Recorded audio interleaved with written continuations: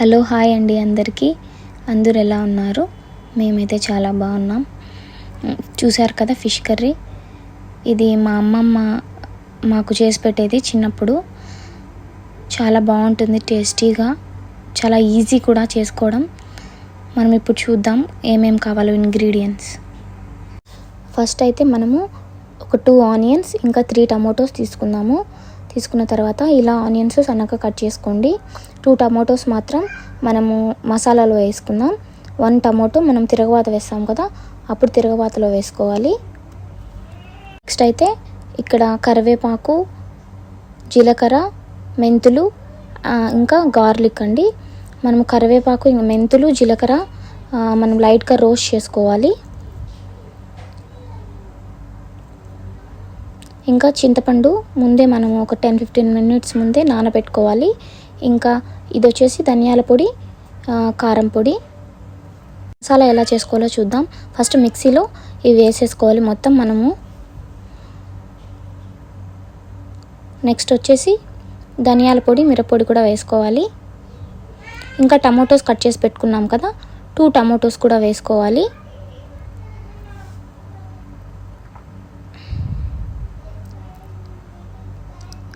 ఇలా టమాటోస్ కూడా వేసుకున్న తర్వాత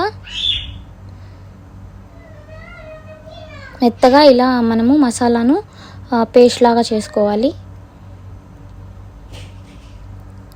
నెక్స్ట్ ప్రాసెస్లోకి వెళ్దామండి. ఇలా స్టవ్ వెలిగించుకొని ఆయిల్ వేసుకోవాలన్నమాట.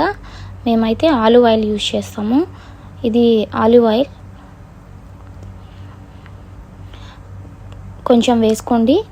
మనకు నాన్ వెజ్ కర్రీలు వాటికి మాత్రం ఆయిల్ కొంచెం ఎక్కువ ఉంటేనే బాగుంటుంది. ఇలా ఆయిల్ వేసుకున్న తర్వాత కొంచెం ఆయిల్ హీట్ అవ్వాలి.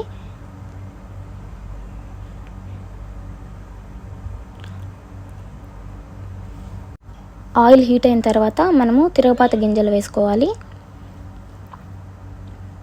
అవి వేసుకున్న తర్వాత మనము కట్ చేసి పెట్టుకున్న ఆనియన్స్ 2 ఆనియన్స్ వేసుకోవాలి. ఆనియన్స్ వేసుకున్న తర్వాత అవి మనకు కొంచెం రోస్ట్ అవ్వాలన్నమాట. ఆనియన్స్ రోస్ట్ అయ్యేంత వరకు అలాగే ఉంచండి. మనము మంట మాత్రం కొంచెం మీడియం ఫ్లేమ్లోనే పెట్టుకోండి. ఆనియన్స్ అయితే రోస్ట్ అయిపోయాయి. నెక్స్ట్ టమాటోస్ వేసుకోవాలి.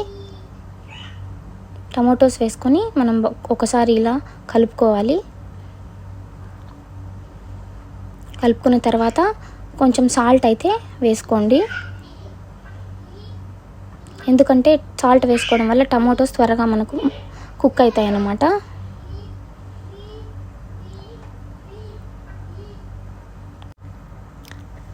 కొంచెం పసుపు కూడా వేసుకుందాం. పసుపు వేసుకున్న తర్వాత మనం ఒకసారి ఇలా కలుపుకోవాలి. కలుపుకున్న తర్వాత మనం మసాలా వేసుకున్నాం కదా, ఆ మసాలా అయితే అందులో వేసుకోండి.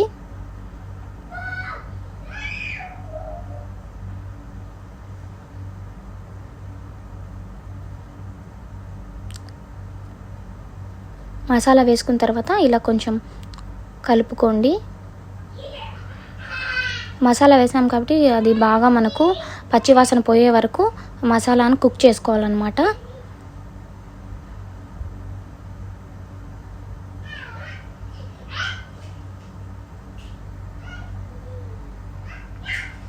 చూసారు కదా, 10 మినిట్స్ తర్వాత మసాలా ఇలా ఆయిల్ సపరేట్ అయ్యే వరకు మనం కుక్ చేసుకోవాలి మసాలాను.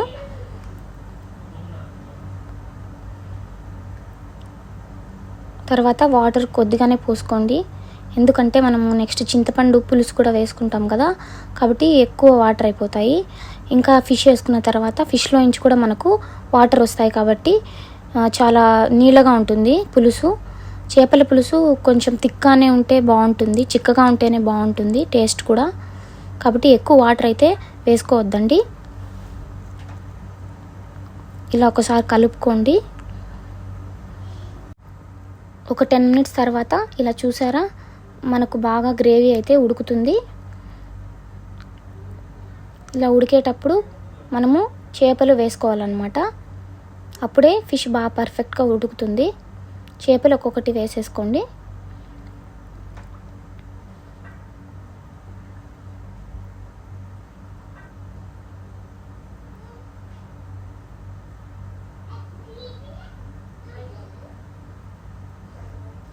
ఇలా చేపలన్నీ వేసుకున్న తర్వాత మనము ఎక్కువ కలపకూడదు అన్నమాట కర్రీని. అలా కలబెడితే మనకు ఫిష్ బ్రేక్ అయిపోతుంది, మెత్తగా అయిపోతుంది.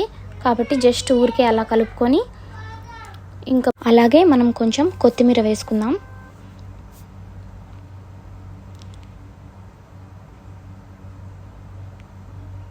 కొత్తిమీర వేసుకున్న తర్వాత మనం మూత అయితే పెట్టుకుందాం కాసేపు. ఇంకా ఫిష్లు అన్నీ బాగా ఉడకాలి కాబట్టి.